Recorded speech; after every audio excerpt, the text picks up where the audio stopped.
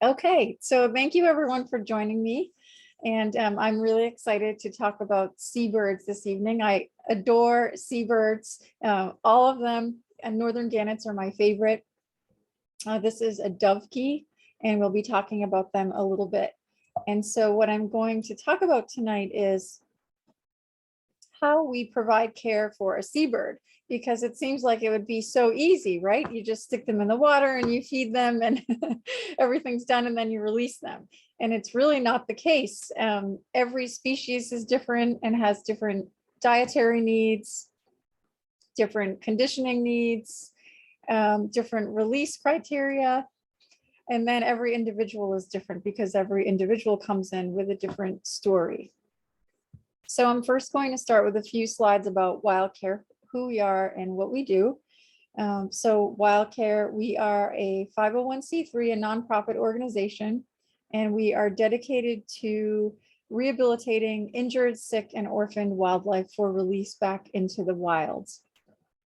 And up here we have, this is an immature Northern Gannet and an immature male Common Eider. So we see over 1,800 animals per year, and I have an amazing staff of 8 people and over 200 volunteers. And you can imagine, to take care of 1,800 animals in a year, we definitely need our volunteers. So yay, volunteer power. We're very lucky.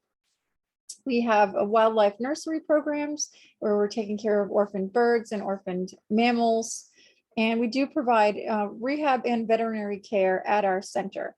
We have a consulting veterinarian who comes to our site to assist us. And then we have veterinarians in the community who also offer and provide pro bono services. So we are very lucky.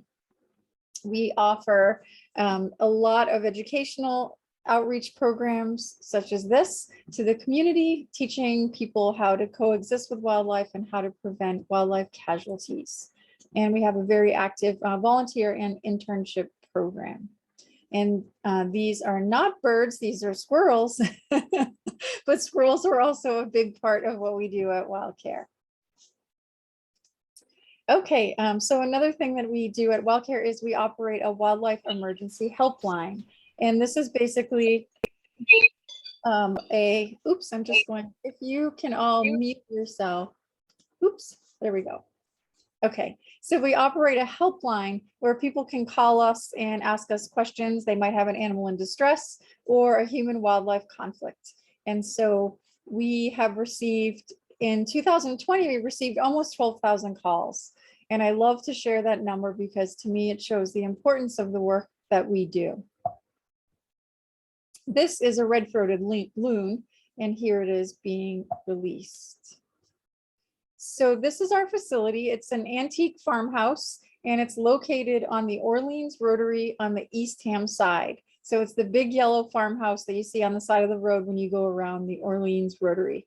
And we have converted almost every square inch of our facility into animal care space. And for those of you who may not be on Cape Cod, oops, this is where we are. We're located right here. So you can see, I love showing this map because it clearly shows, you know, we are Outer Cape, we're 30 miles out to sea. We are surrounded by water, which means we receive aquatic birds year round. It's a big part of what we do.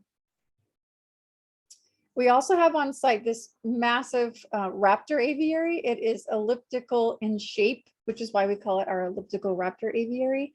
The cool thing about it is it's huge. So it's the largest in the state. We actually meet the requirements for housing bald eagles, and we do get bald eagles, though not often. But what makes this aviary truly special and unique is that there are 3 inner chambers in the aviary, and then there's an outer chamber that forms a continuous shell. And so this means that birds like this red-tailed hawk can fly and make continuous flights. It's like a raptor treadmill, and it's more true to life for conditioning birds than having them in a room where they fly back and forth.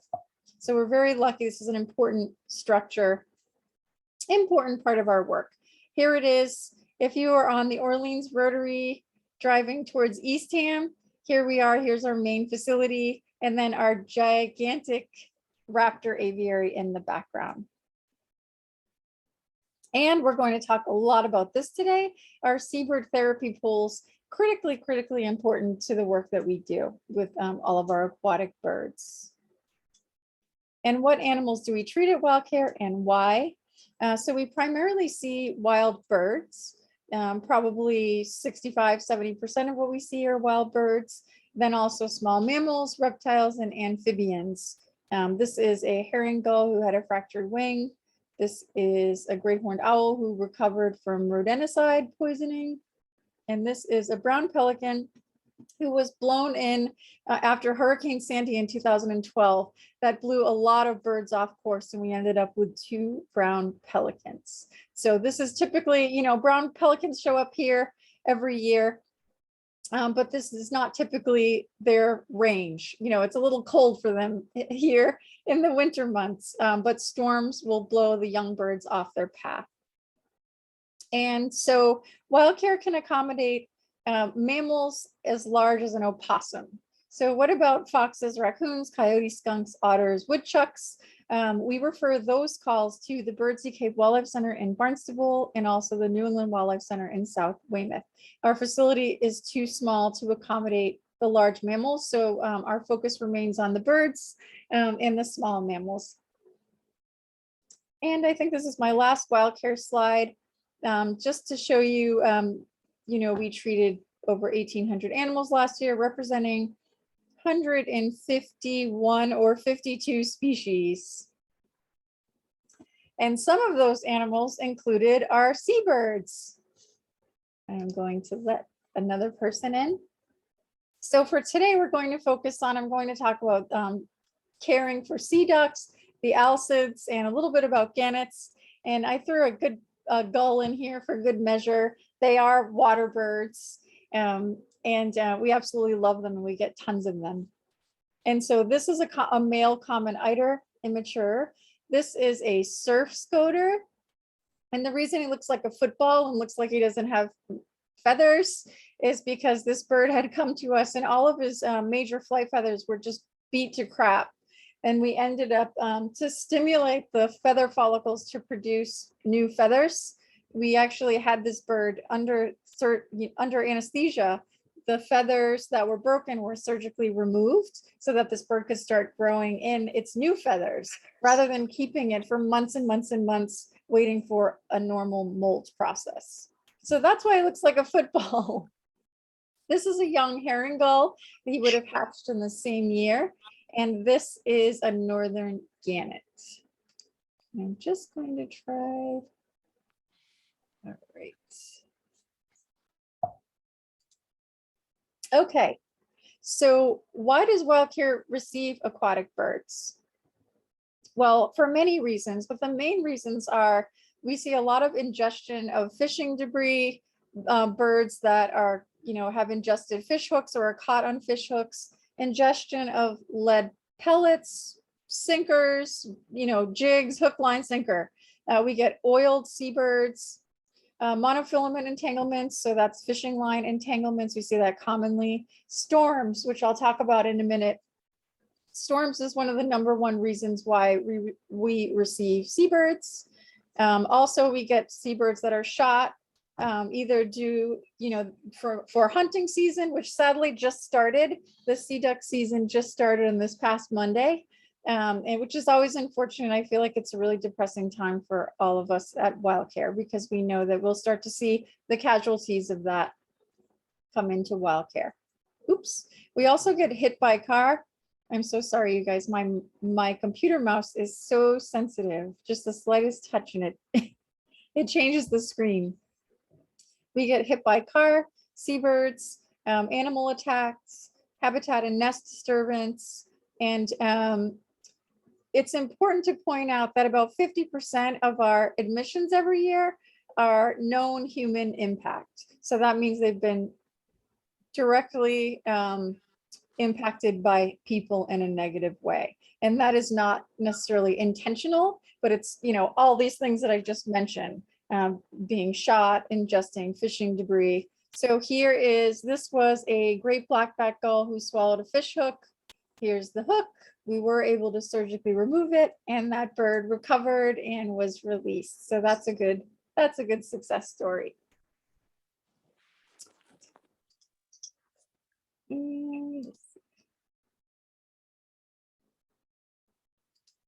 Okay. So murres, puffins, and dovekies. Oh my, love these guys so, so much. So this here is a common murre on the left. This is an Atlantic puffin. This is a razorbill, and this is a dovekey. And what do they all have in common? Well, these are, for us here, these are birds of the Northeast. They all have a striking black and white plumages. They all look similar in many ways. And they all are, you know, ocean-faring birds. Interestingly, so the common murres, I really wish my mouse wouldn't do that.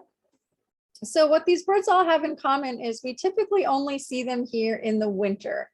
Okay, so the common murres, they do nest in Maine and then further north to Greenland. The puffins also nest in Maine and further north, as do the razorbills. However, these little dovekies, they are way up in Greenland nesting.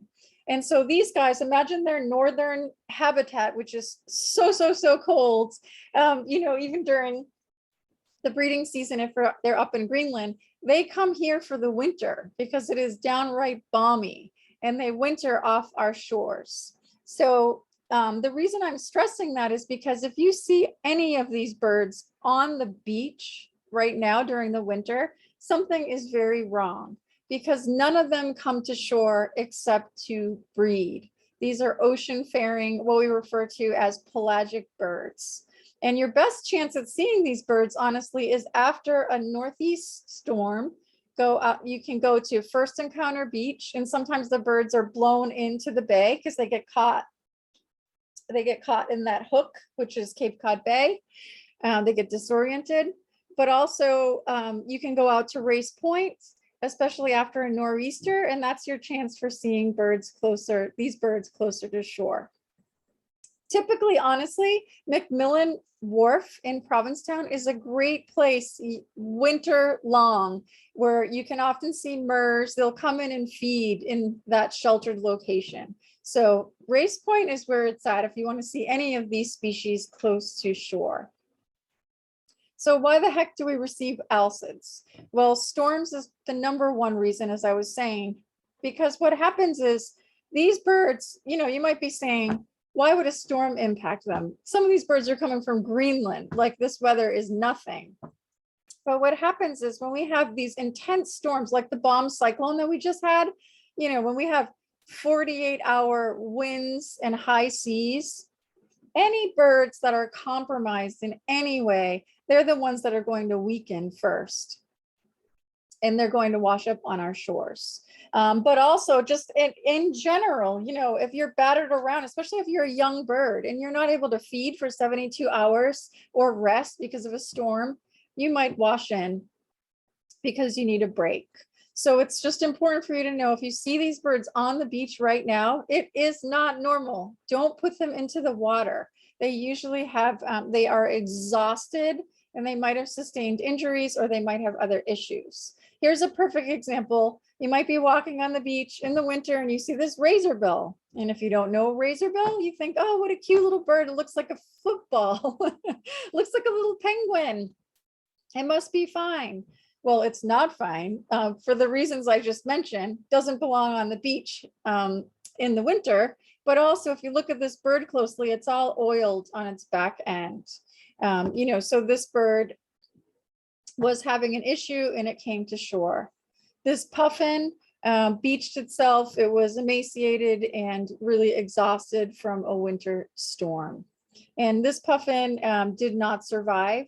However, you know, some of them do. We get lots of storm birds and some of them do actually survive. And here's an example. This puffin was from earlier in the winter. It was interesting. We had all these storm events early in the year, but then all of a sudden, seemingly unrelated to storms, we had unprecedented numbers of Atlantic puffins in the bay. It was like they were blown in there and then maybe found out that it was good feeding grounds. We don't know what happened, but we got one of the puffins and it was in the bay, like Sandy Neck, Barnstable area. And fortunately, you know, this bird was emaciated, exhausted, it was beached, that is not normal. And we were able to rehabilitate it. And I just have to tell you something that we do that we're super proud of is that we partner with a gentleman named Anthony Hill. He is a bird bander and he works for National Audubon Society in Maine on Project Puffin, where they banned puffins at their nesting sites in Maine. And in Maine, where they're nesting is these coastal islands. Okay, and so what Anthony does is when we have puffins or other large alcids that are getting ready for release, he comes and bans these birds for us in the hope that one of them will show up on one of the breeding islands that he's working on in the Gulf of Maine. It's very, very cool. And also I should point out, I said all the alcids, they only come to shore to breed. And it's not really shore. All of those birds nest on coastal cliffs. And so just think about their amazing, amazing lifestyle. I love that they come here to spend their winter. You know, that's just incredible. I feel very grateful. So this little guy, he was rehabbed by us. He was with us for several weeks, banded, released at Race Point. The closest we can get him, you know, to his little friends offshore. We do arrange boat rides for pelagic birds in the winter, but we get into a season where boats aren't going out. No one other than the Coast Guard. So some years we get a ton of alcids and other years we do not. And January 2017 seemed to be the year of the alcid. Like we started off the year with a big bang. We had 37 dovekies, 34 dovekies in 1 week. And why is this a big deal? Well, first of all, these birds, they're like the size of a small Nerf football, really high metabolism, high body temperature. They need to eat. They need nutrients. They need to keep cool. Their feathers are amazing insulators.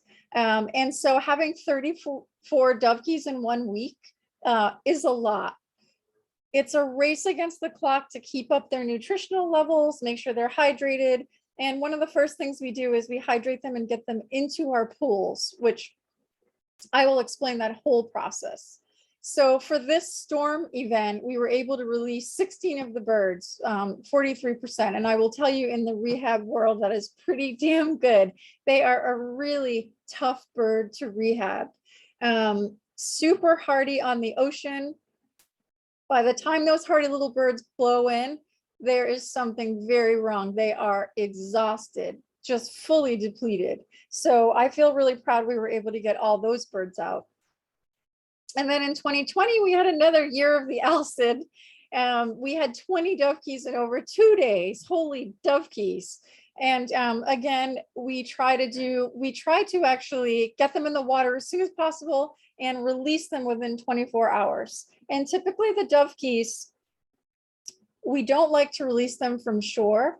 And the reason for that is this is a little snack for a great blackback gull. Great blackback gull will swallow this little bird whole.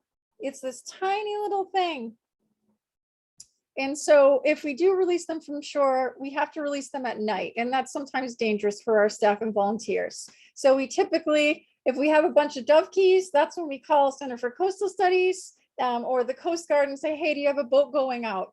Can you please take our dovekies? And then we get them offshore, you know, and out of a gull zone. We want to give them the best possible chance for survival. So it's a big deal. So dovekies are like a race against the clock. Hydration, nutrition, nutrition, nutrition, nutrition. And we're doing this in the form of tube feeding them a nutrient-rich slurry, which can be, you know, usually like copepods and fish slurry and has vitamins and minerals in it, and pump them up with nutrition and then get them out. We do also offer them fish in their pools, but there's a waterproofing concern there. We don't want to contaminate their feathers with fish oils. So I'll talk about that next. And for those of you who follow our Facebook page, you probably saw I posted a lot about the birds that we just got with the bomb cyclone. And I just have to say thank you, because I was able to raise over $5,000 in a short period of time for all of our storm birds. So thank you guys so much I put the cry out for some help, and you all were able to help. And so we have now released, I want to say 7, we received 8 gannets and a great shearwater and a pied-billed grebe, and I believe now we've released 7 gannets, the pied-billed grebe, and I think the shearwater just went out. We got a ride with the Center for Coastal Studies, I believe this morning, to release this beautiful bird offshore. So this beautiful bird here, this is an immature northern gannet, super goofy looking, my favorite species. They're related to the boobies. They're related to pelicans, cormorants, frigate birds, boobies. This great shearwater, you know, they are related also to the storm petrels and the albatross, and they have these giant tubular nostrils. These birds can smell their food from on the surface of the water from miles away. They are so pelagic, so ocean faring. In fact, this great shearwater that we released, we have to make sure they are in top shape, because this bird is going all the way to Trista de Cunha, the southernmost tip of South Africa, to breed. So imagine that's a long migration that bird has. And they're here in the late summer and the fall to feed and then make their journey to go and start breeding off the tip of South Africa. So big job for us to make sure that they are fat, happy, and well conditioned for the next leg of their journey. And I will explain also how we do that. Okay, so other types of seabirds that we get. This is the start of the sea duck season. We love the sea ducks. We get so many of them. My most favorite sea duck is the Common Eider. This is an immature male and a hen, a female. You can see they're strikingly different, and they're both strikingly beautiful. Common Eider, we have huge winter populations here in the Bay, Nantucket Sound, and the Atlantic. And Common Eider, you know, most of the population in the Northeast breeds in the Arctic, but we do have a population that breeds around the harbor islands, and then in between up to the Arctic. So you can see this bird year round, but now is the time when you see them in huge numbers. And they are a mollusk specialist. They specialize they love to eat mussels. They also eat a lot of crustaceans, and they eat some fish. Another mollusk specialist is this stunning white-winged scoter. And see these kind of crazy beaks that all these birds have? This one, this one, this one, this one. This is for plucking mussels, you know, from the floor of the ocean or wherever they're feeding. And they actually eat the mussels whole, which is incredible. Birds have, no living birds have teeth. That would make them super front heavy if they had a set of teeth. So instead they have a muscular gizzard, which is a part of their digestive system that essentially grinds up all the food. It's like the tooth component of their GI system. So this is a white-winged scoter. We typically see these birds in the winter months. Again, you can see a few white-winged scoters, non-breeding white-winged scoters on Cape Cod during the summer, but typically it's the winter where we see what we call huge rafts or groups of them on the water. Surf scoter is the same, and also black scoter. Lesser numbers of black scoter, but a really reliable place to see black scoter here in the winter is to go out to Nauset Beach, put your woolies on, bring your spotting scope or your binoculars, and out there with the surf scoter and the white-winged scoter, you might see smaller rafts of these beautiful, what we call butterbills. That's their nickname. Really gorgeous ducks. You can see that big yellow knob on its bill.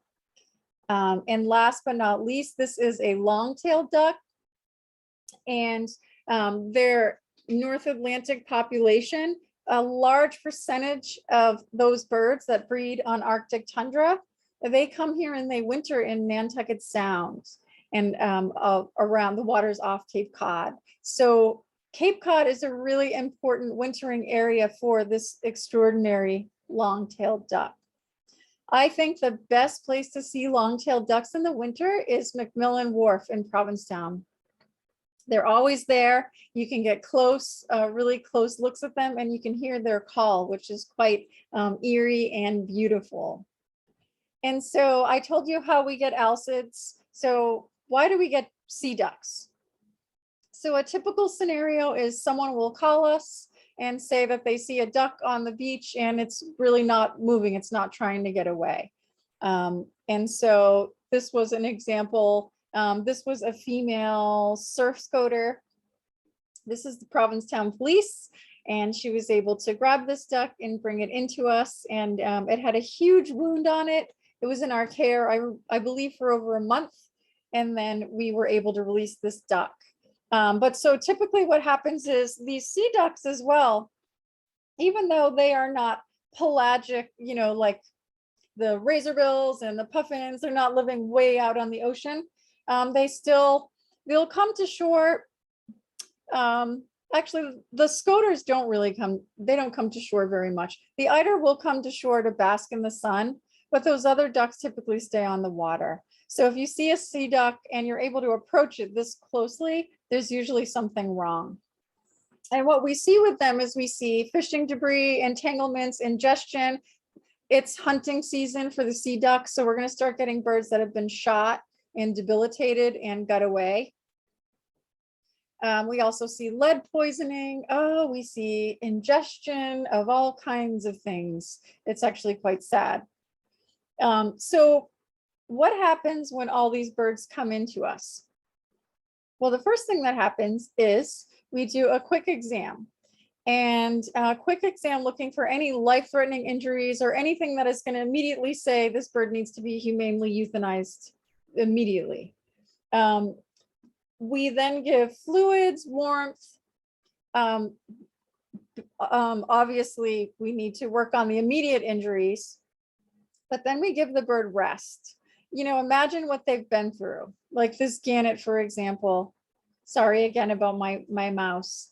This gannet had a big fish hook and fishing lure through its wing. You can see here it's bandaged. And here he looks like it's sleepy time, but that's because this bird underwent anesthesia and we were able to remove that hook and fishing lure. And then this is Mr. Sleepy Gannet waking up. So that bird made a recovery. But what happens is, you know, if we start like poking and prodding and stressing them out right away when they come in, that's going to send them over the edge. So quick exam, fluids, warmth, address immediate injuries, and rest. Once they've had fluids, they've had warmth, they're a little more stable. That's when we can do a thorough exam and any diagnostics. So at Wildcare, we do have an X-ray machine. It's called a radiograph machine, and we do take X-rays on site. We also have the ability we take blood work. We have a lead chemistry machine where we can look at the blood lead levels that a bird has.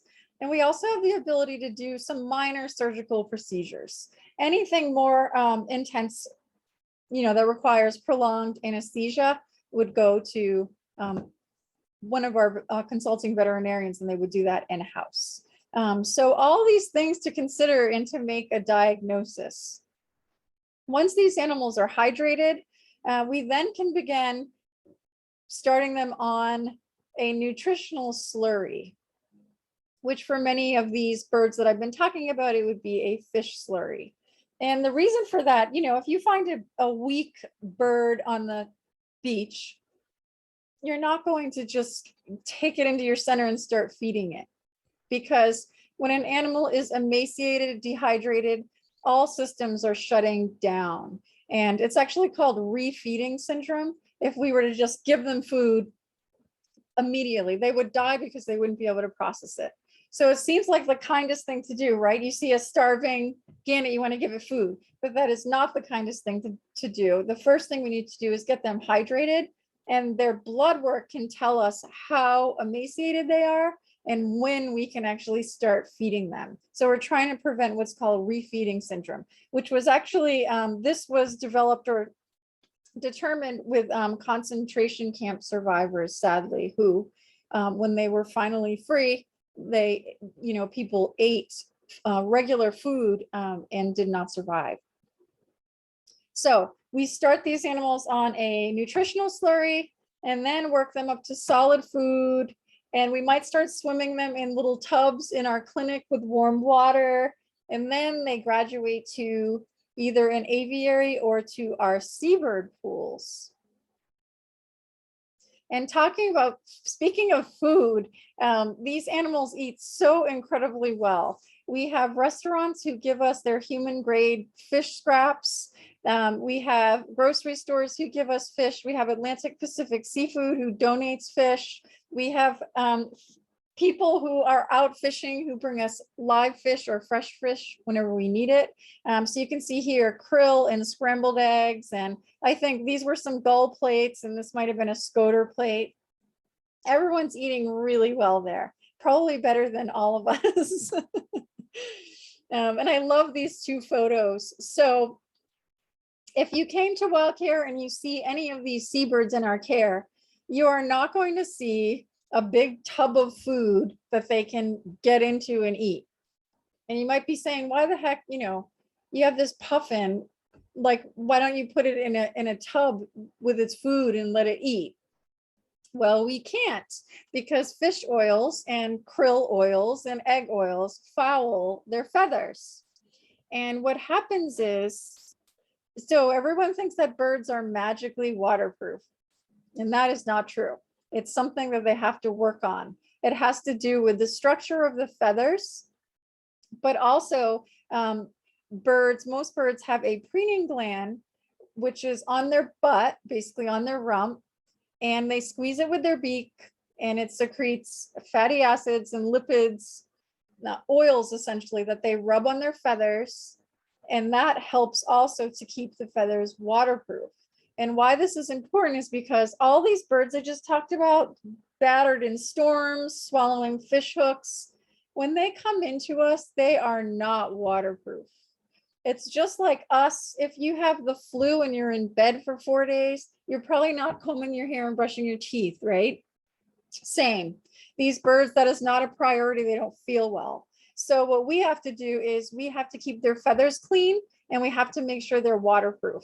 So Mr. Gorgeous Stud Puffin here is setting a beautiful example. So first of all, see this net? It's a wooden frame with a tight mesh net on it. So it has a little bit of give. This is really important because imagine Mr. Puffin spends his entire life in the water, other than going to islands to breed. If we all of a sudden put him in a crate for 3 weeks, he's going to get bed sores, basically. Sores on the keel, sores on his hocks. So what we do is we use these seabird nets, and then it has a little give. So it's probably more like being in water. It's uneven. It's soft, and it prevents pressure sores on their keel and their hocks. Also, his poop, which is going to be oily because he's eating fish, his poop goes through the net. So then when he sits down on the net or is sleeping, he's not sitting in poop, which will soil his feathers. It is all about the feathers, you guys. I cannot even express, and I love, he's got bling on him. Do you see this? Because he was banded for Project Puffin by our friend. So here's the puffin. He's waiting for the fish to magically appear in the little bowl. And then they magically appear, and then he runs away with one. So sweet. So we have to provide small bowls that they cannot sit in because it will soil their feathers. So it might seem cruel to you at a glance, but it is strategic. It's for their health. It's for their benefit. So waterproofing, so important. I almost want to say the most important element of taking care of these birds. These birds must practice good self-care when they're with us, and we must practice good self-care for them. We have to use those nets to eliminate pressure sores, and we have to prevent soiled feathers. We also, while they're with us, we want to boost morale and get them strong and conditioned. So here's an example. I can't remember why these two birds were with us. These are two black scoter. When we have same species of ducks and alcids, it's great for us to be able to put them together in the pools. These are species that they are gregarious through their entire life cycles.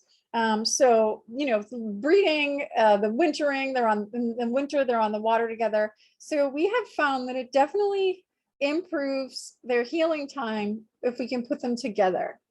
And if you were at Wildcare, you'd also see that in their crates, they all have mirrors. And that is because they can look at themselves in the mirror and they think that they have a friend. Very important. So these are ways we boost morale. Also, the most natural thing we can do for them is get them into those pools. Their whole world is water. So as soon as they're stable enough, we get them into these pools, and the pools actually have a current that we can adjust. So if we need them to swim against the current, or we need them to just chill, we can adjust that to a certain degree. And see this little floating, it's PVC pipe with Pedialyte bottles to make it float, and it's a little net. So what we do is when we get birds, the first time they go in the pool, they are usually not waterproof. We can make the pools warm or cold water. And the first thing the bird's going to do is it's going to start getting wet on its feathers. It's going to start sinking. It's going to want to get the hell out of the pool. Okay, because birds in the wild, when they're healthy, they are waterproof, like watertight. They don't want water underneath their feathers or on their skin, because that's going to cause heat loss and cold spots. And so when they start getting waterlogged, they want to get out of the water, which is why sick birds beach themselves. Okay, so what happens is we put them in the water, they're waterlogged, they jump onto this little haul out, we call it a haul out, and they start preening. They start preening all the problem areas, because they're like, oh my God, I'm wet over here, I've got to fix that. I'm wet over here, I got to fix that. So this system, this is exactly what we want them to do. And by keeping the pools warm initially, they can stay in the water longer without their body temperatures dropping. So we are inspiring them. We're boosting their morale and inspiring them to practice good self-care, because we can't do it for them. I can't preen them. And basically, so the successful rehab and release of aquatic birds is directly correlated with the ratio of swim time to dry dock time. What I mean by that is they should be able to be on the water more than they are in their crate, with no adjusting of feathers, no lack of waterproofing anywhere. Really, really important. And so this is our pool system. I love our pools. They're my most favorite part of Wildcare, because we see hundreds of birds go through these pools every year. And so we have a 300-gallon pool, and one pool is slightly smaller. It's fully recycled water. You can see that this pool has like a rigid netting around it. And that is because this is the pool that we put swans in if we get them. And a swan is large enough to be able to hoist themselves out of the pool. So this pool has been rigged up with some rigid netting. Otherwise, I don't know if you can see the soft top netting. And birds typically, most of them just chill. They're in the water. That's what they know. And so it's a fully recycled system. We have a bag filter, which separates waste and food out of the water. We have a UV filter, which destroys free-floating pathogens. We have a biological filter, which eats the ammonia in the water. A protein skimmer that strips the water of waste products that we don't want. So we got this whole system, and we're recycling the water. We can make these pools saline or freshwater, because imagine not all of the birds that we get are saltwater birds. We might get birds that are only found on freshwater, and so we don't want to put them in saltwater. But saltwater is important for birds found in brackish or coastal areas, also because of their salt glands. Those birds, many seabirds have salt glands located over their eyes, which allow them to drink salt water and to concentrate high levels of salt in their body, and then excrete it from their kidneys without having to drink fresh water to flush it out of their body, if that makes sense. really important. So if you have a seabird from saltwater, you want to make sure you get them into a saltwater pool.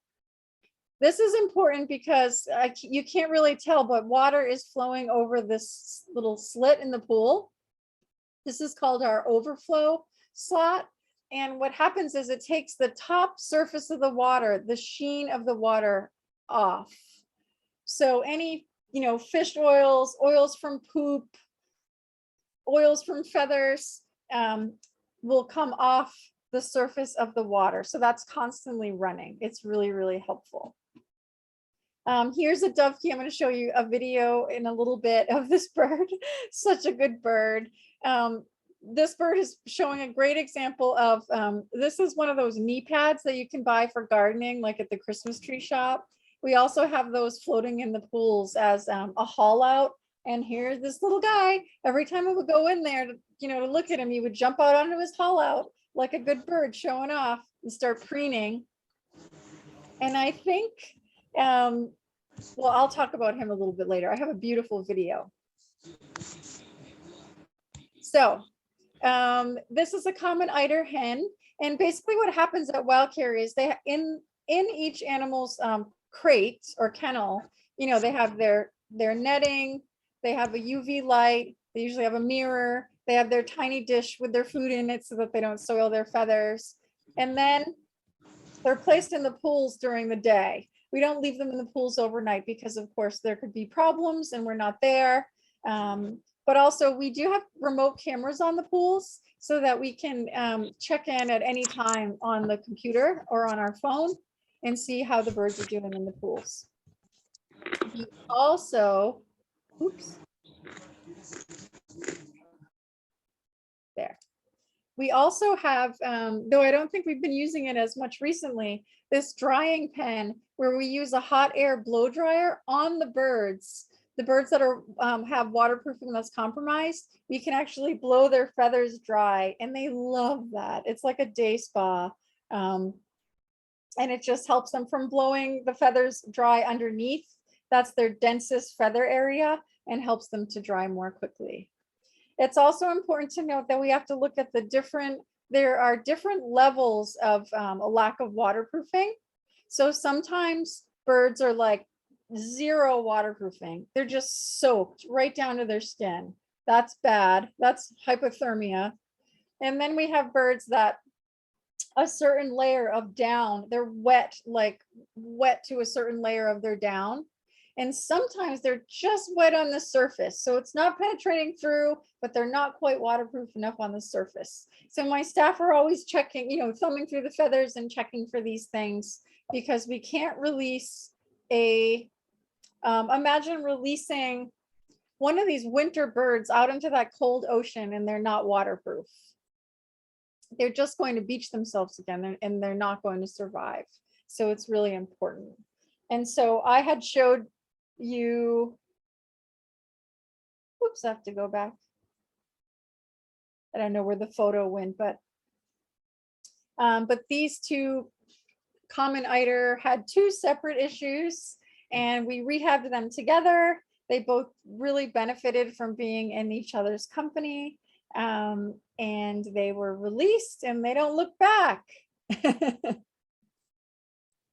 I just want to show you an example and I hope this comes through.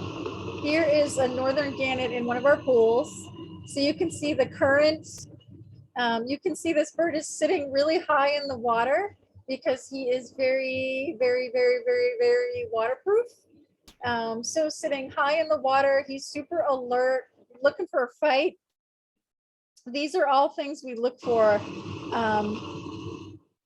So if they're depressed, sinking, they're soaking wet, or, we like to see the water beating off of them. So I love this. This is a great example of a bird just doing really well in the pool. We also look in the pools to make sure, are they diving and are they symmetrical? Do they flap symmetrically? Can they stay down when they dive? Are they using both legs symmetrically? Are they using both wings symmetrically? Are they using their feet for propulsion? All the things. And it's all different for each species. So you get used to what you want to see in each species. So here's a nosy, bossy gannet doing his thing. I love it. And so this leads me right into release criteria. So they must be 110% waterproof. I've already stressed that. They must also be within their normal body weight range for that species. There's actually a list of published weights for North American species of what they should weigh. And so we strive for those weight ranges when we release them. Is their range of motion symmetrical on their legs and their feet? For example, if you put a duck in the water and it seems like it's okay, but then it goes to dive and it flips on its back, well, something's very wrong. That is not normal, and that is not a bird that you're going to be able to release. And what is their strength and stamina? Is it normal? Will they survive in the wild? Are they diving appropriately? Are they exhibiting all the normal behaviors for that species? And then I wrote here, say cheese, you're on camera.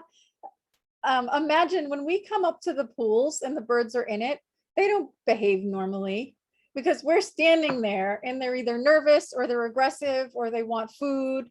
So a lot of ways we can tell what these birds are really doing is by the remote cameras. It's awesome. We can spy on the patients and not even disturb them. And so that is really, really helpful. Migratory timing. My God, I cannot stress this enough. Depending on what species you're looking at, the Great Shearwater, who just got released, perfect example. By the end of November, we are not typically going to see shearwaters here. That bird needs to go to South Africa. And so it is a race against the clock to get these animals to the point where they can be released within migration timing. And that poses a challenge for us sometimes, especially with long distant migrants, because sometimes the timing is not right. And that's when we need to talk with, Mass Wildlife and make decisions about the next steps for those animals. I'm grateful for our shearwater to get out, before that migration window comes to a close. Release location is critically important.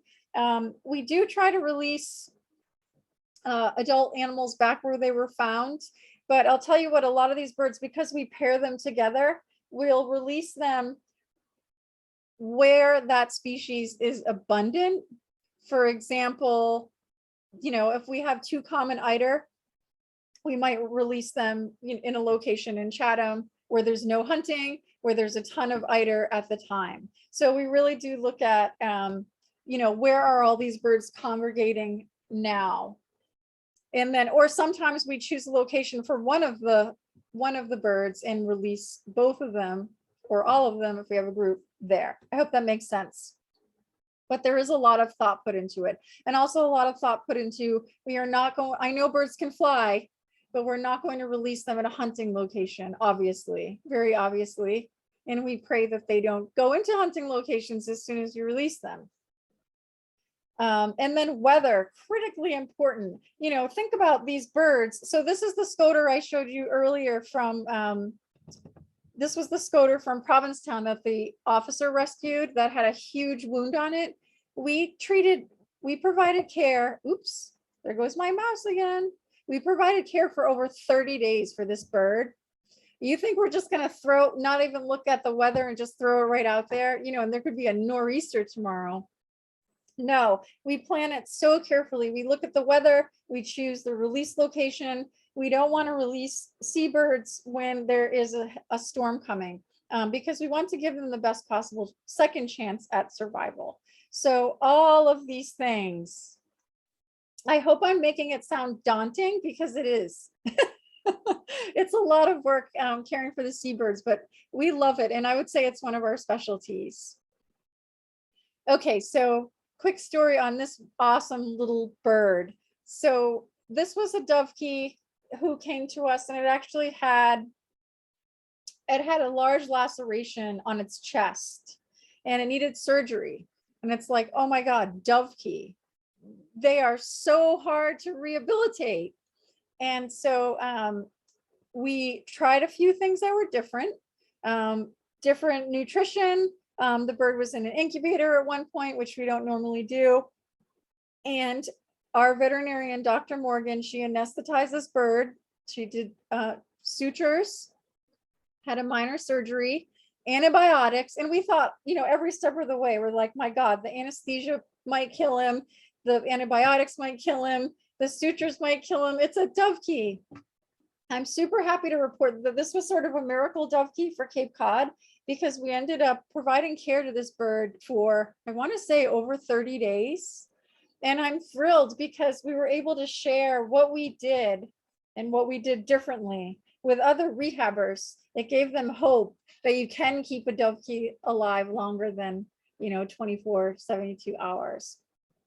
So this little bird, we got this little bird on a boat with, thank you to Owen Nichols from the Center for Coastal Studies and Captain Viprina with Miss Lynn, because it was, a chilly winter day, and they took this bird offshore for us. And I have an awesome video that I'm going to show you. I'll show at the very end of this bird's release. It's so cool. It brings tears to my eyes.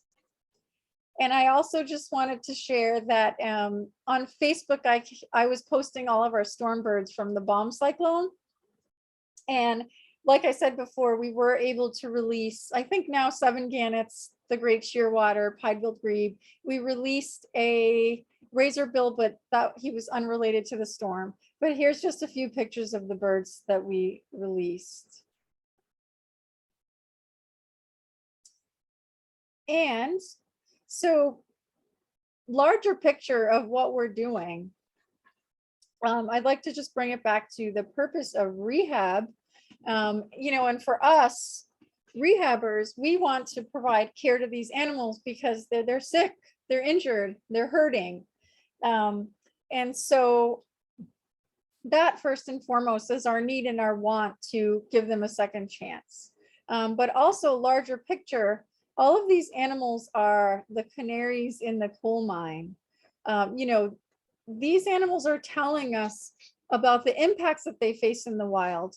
Because of the wildlife that come to us, we know that lead poisoning is a problem. Rodenticide poisoning is a problem. Derelict fishing gear is a problem. And then all of this data is shared. We share it with fellow rehabbers. We share it with stakeholders, agencies like Mass Wildlife and Fish and Wildlife. And so an example is in 2017, we took in 23 neurological gannets. 23 gannets. You guys saw my video of how large they are. We love them. 23 gannets who were extremely ill. Sadly, of that group, I think only 3 survived. But when we start seeing unusual numbers of things coming in or unusual symptoms, that's when we alert authorities. And they were able to find out that these birds were being impacted by cyanobacteria, which we as rehabbers are seeing more and more due to climate change. And so animals in the environment and humans are all so closely tied in together. And so rehabbing these birds and all these seabirds helps us to learn about emerging diseases in seabird populations, the environmental impacts they're facing, ecological disasters like oil spills. That razorbill who had oil on him, we alert the Coast Guard and all the authorities, and they never found the source. It could have been a discharge from a boat way offshore. It could have been what's called an oil droplet or a tar ball. They never found it, but it was critically important for them to go out and look for that immediately, because it's, if I get one bird impacted by it, it's surely impacting other animals. So I feel like I'm going on and on about this, but there is so much value to rehabbing wildlife, even more so than just the need, the want, and the importance of taking care of them so that they get a second chance. And what I just stated is basically also the One Health paradigm. Birds are the canaries in the coal mine. The One Health paradigm basically states that animal health is directly related to environmental health, and our health is directly related to animal and environmental health. So, you know, that loon that came in with lead poisoning from a lake that you go fishing on, well, there's a high likelihood that people are also going to be impacted by lead poisoning there too, because we're ingesting the fish. It's all interconnected. And then I just have two happy seabird stories for you and then a video to play.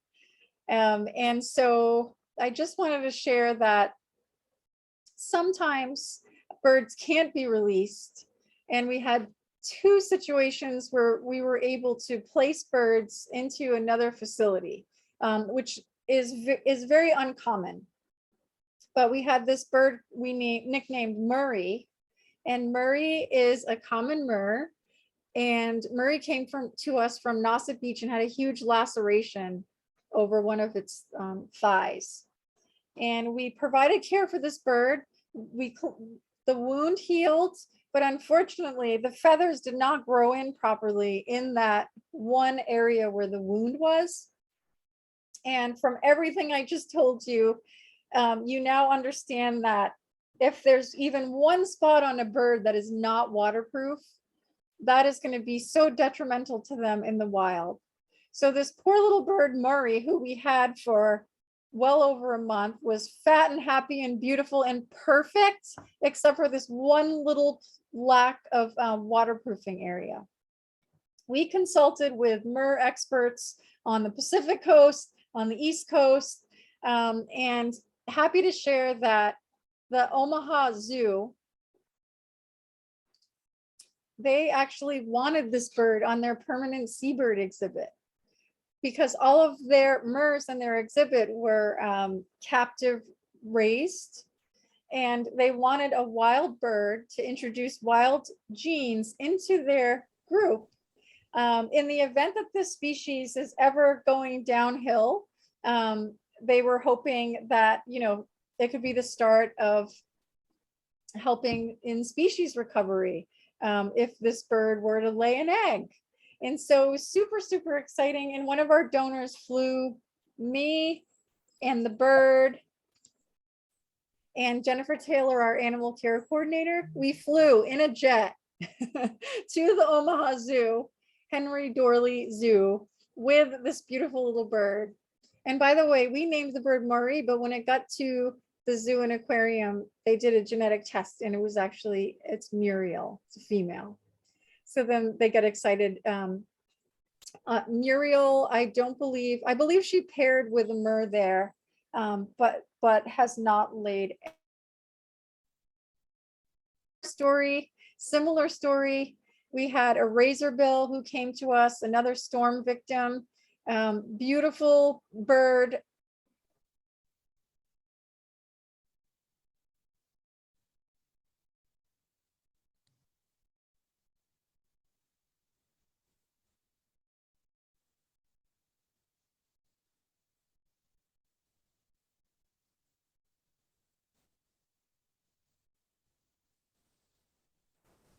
Again, introducing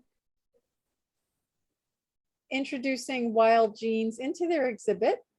And you can see here, I believe, oh yes, this is Long John, who has a girlfriend named Sandy, and they immediately paired. And Sandy has laid an egg, but I understand that the egg was not fertile. So they're also hoping, you know, if these birds can lay eggs and have chicks, this can potentially aid in species recovery. And I know it's small numbers, but you've got to start somewhere. And so how can you at home help all these birds? Well, definitely say no to lead. If you're fishing or hunting, there are so many alternatives. I know lead is cheaper and faster in terms of shot, using it for shotgun shot, but there are so many more ethical alternatives. So clean up your fishing debris and do not use lead. And we see an increase every year of fishing debris related injuries and illnesses in wildlife. This was a great blackback gull who had a fish hook through his foot And it was also wrapped really tightly around his tongue. I'll never forget that bird.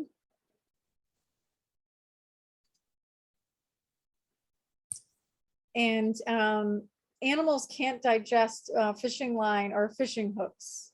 And I'm not sure where that stems from, that people believe that.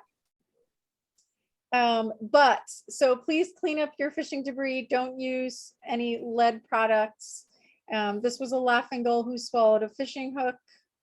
And this bird sadly had also a severely fractured femur and had to be humanely euthanized. This painted turtle had a fishing hook lodged into its mouth. That was surgically removed and the turtle was released. This gannet had this fishing lure with hooks embedded into its neck, and those were removed, and the gannet was released. Oops. And what are we doing at Wildcare to try to help with these and prevent these impacts? We're doing a lot of public education and outreach. And we also have, you may have seen these receptacles around Chatham. We decided to place PVC receptacles in Chatham as places where people can trash their tackle. And so if you find derelict fishing tackle on the ground, you can place it in the receptacles. And we basically recycle, repurpose, or dispose of it properly. And so we have these receptacles out, and you know, we've started small, but you have to start somewhere. And any of that, you know, monofilament or fish hooks, any of that stuff that we can get off the beaches is a benefit to wildlife. My last piece of advice is, if you are fishing and you hook a bird, don't cut the line, please. Please reel in the bird, throw a towel over it, get it into a box or a bin, and then you can cut the line, because then the animal is contained. What happens is people cut the line, the bird flies away. People think birds can digest fish hooks, which they cannot. The bird flies away, infection, obstruction, emaciation, and then, you know, we get the bird a week later, and often they're not in very good condition. Whereas birds like this herring gull had swallowed a fish hook. They reeled him in, they brought him in. We were able to surgically remove that. He got a few doses of antibiotics and was released within a few days. So please fish responsibly, and please reel the birds in and call a wildlife rehabber, because you can make a difference. Often we can save them if it has just happened. And that was a ton of information, and I hope that it was also encouraging. You guys know that we are all ambassadors. We can all make a difference in the lives of animals. It's up to us, and we have to be their voice. And so I'm going to share my video. I have to stop sharing this screen, and then I'm going to share my YouTube video. Let's see. Of the release, and I hope you can see it. Let's see. Actually, I might have to share again. Just 1 second. Oops. Because I don't think you can see this. I think I have to share. Sorry, everyone. Screen share. Here it is. Okay, hopefully now you can see this. So this is that miracle dove key that I was talking about, who we had for over 30 days, had sutures on its neck, its chest, and survived despite all odds. This tiny little bird. It was released by Owen Nichols offshore. And this is a great video. And I'll be quiet because at the very end, you can hear him. He laughs like a little leprechaun. I'm going to turn it up.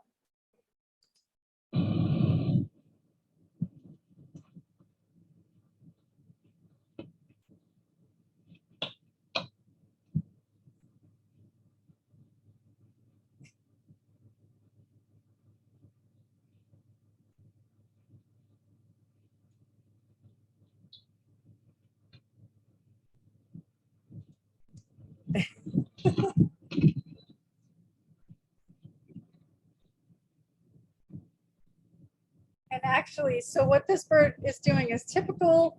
They get out there and they're like, I want to wash all the human cooties off of me. So this bird is taking a bath, and then you'll see he's sitting really high in the water. I hope you could hear that amazing sound. These guys are so cool. They nest in huge numbers off the cliffs of Greenland.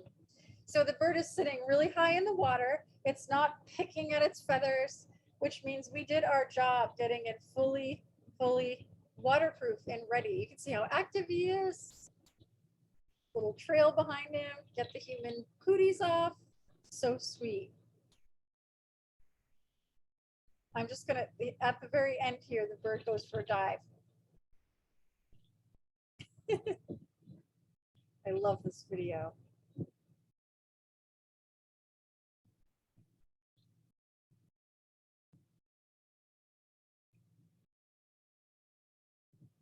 Get ready for a dive, maybe. Bathing, bathing, bathing.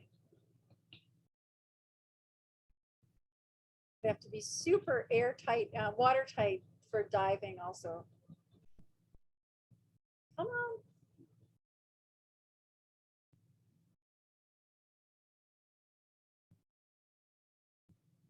There we go. So sweet.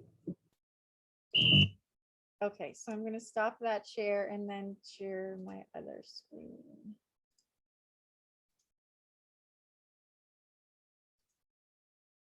Okay, so thank you, everyone. I hope that that was enjoyable. I hope you learned a lot.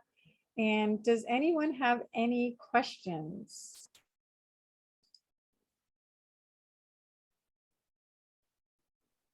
I do. Hi there. Hi. So I was wondering if a seabird, and it probably varies from species, but if a seabird has lost its waterproofing, how long does it typically take for it to reculminate what it needs to be released? Sure. So it depends on the bird, honestly, and how, how poor their waterproofing is. There are some species that I feel like it takes us longer to get them waterproof, like the shearwaters, for example. And it's really important that the shearwaters, they do better in salt water. But honestly, some of these birds, like just within a few days, you already start to see improvements in waterproofing. And the dovekies, within 24 hours, they will be waterproof. So it depends, but I'd say typically days to a week. Oh, okay. And then if it's longer than that, sometimes what we do is we bathe the birds with Dawn and just strip them of all their oils in case there's any contaminants on the feathers, so that they can start fresh. But of course, that's like last resort because that's also stressful. Sure. But yes, I'm going to say days. I will say days to a week, unless you're having issues. Yeah, and I'm guessing that there's probably been research and probably nothing has been found that would be something man-made that could help them along with that. Yeah, I'm not aware of anything other than just getting them on the water and stimulating that process. Yeah. Okay, thank you. You're so welcome. Thank you. Let's see. I have a few questions in the chat. What is the slurry that you use for refeeding seabirds? So we typically start them on the Emerade Pisivore, which is a critical care, a 24-hour, easy to digest formula powder that you mix with water. And we usually start them on that. And if they're able to digest that well, then we start them on a slurry, which is typically often a fish slurry, depending on the species. So it would be fish and vitamin B and some other vitamins and minerals, and make that into a shake, basically like a seabird shake. And if they're processing that well, then we start moving them on to eating whole fish or whole krill and things like that. So I hope that answers your question. And then Lisa D says that she was tardy. Yes, so I am recording this, and what I'll do is we'll put it on our YouTube channel, and then I will send that YouTube link to everyone who has RSVP'd for this. We'll also probably put it on our Facebook page, but it will be on our Wildcare Cape Cod YouTube channel as well. Do you need volunteers at the center or in transporting birds to you? Yes, absolutely. We need volunteers at our center to help in our clinic. And our clinic volunteer program, the commitment is for a minimum of 1 year, and that 3 hours a week. So 1 shift a week, 3 hours. And it involves honestly a lot of cleaning, but I feel like it's very rewarding also because you're right in the center, the hub of all the activities. So you get to see what's happening and what the staff are working with. And I think it's a really exciting volunteer opportunity. We also do need transport volunteers, absolutely. And so if you would like to volunteer, go to our website, wildcarecapecod.org, and click on the volunteer tab. And when you fill out that online application, I recommend adding a sentence that you would like to do transport. We are always seeking transport because animals are coming and going. Often, sometimes we need to get them to other rehabbers, and often they need to come to us. So any really unusual birds or mammals stranded during the bomb cyclone? Hi, Allison. So that's a great question. I was actually in the Galapagos when the bomb cyclone hit, and then I got back and I knew about the storm, but when we had all these birds, we did have a pied-billed grebe, which they are not by any means rare.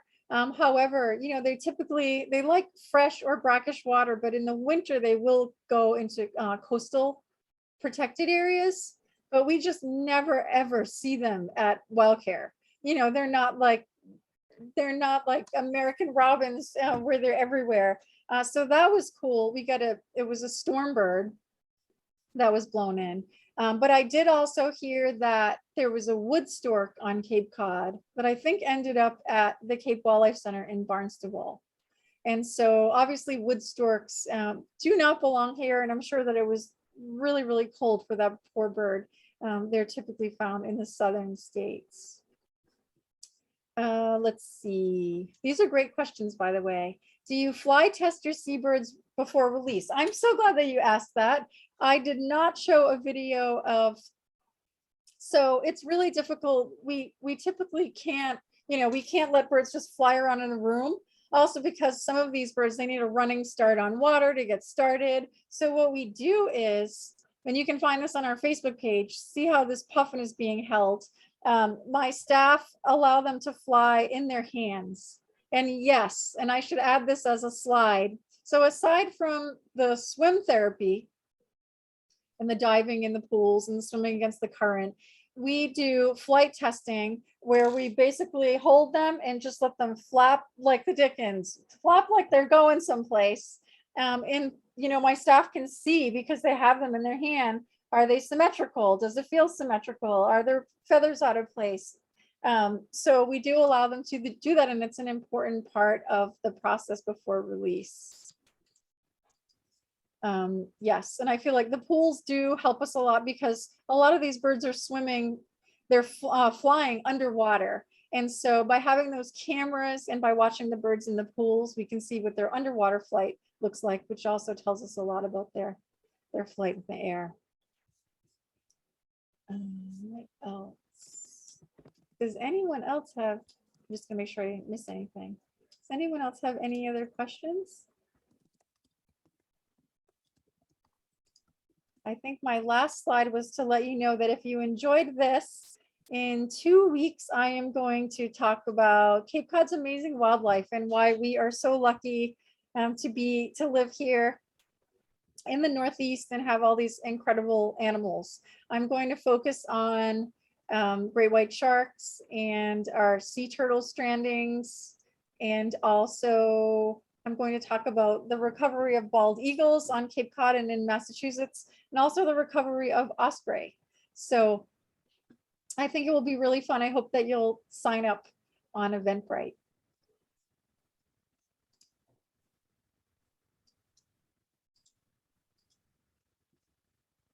And if that's all, I'm going to say thank you. And thank you to everyone who donated. I think we raised $200 for this presentation. So I do hope you enjoyed it, and we'll put it up on YouTube for you.